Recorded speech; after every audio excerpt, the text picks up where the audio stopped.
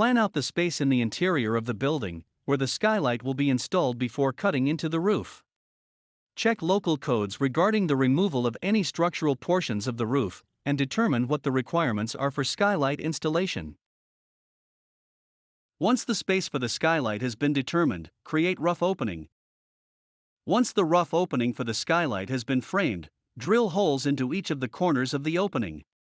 Make sure to use a long enough drill to penetrate the roof, so that the outline of the frame can be easily found. Prepare the roof, using a chalk line and the drilled holes as a guide. Snap, make a line to mark the opening for the skylight. Once the outline has been made on the roof, cut the opening using a circular saw. Be sure to secure the portion of the roof that is being cut out so that it doesn't fall inside. Cut away roofing underlayment and shingles on all sides of the opening as needed. This will provide space for the ice and water shield to adhere directly to the actual decking around the opening. Install the ice and water shield. Make sure that the ice and water shield runs up the frame of the skylight.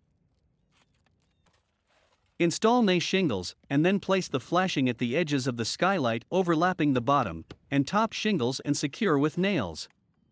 Once the flashing has been secured, start interweaving, slashing shingles all the way up on both sides from the bottom to the top.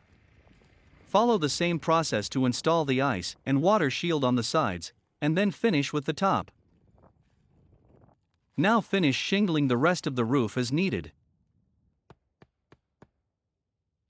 Place the skylight over the opening and center it using the notches on the skylight.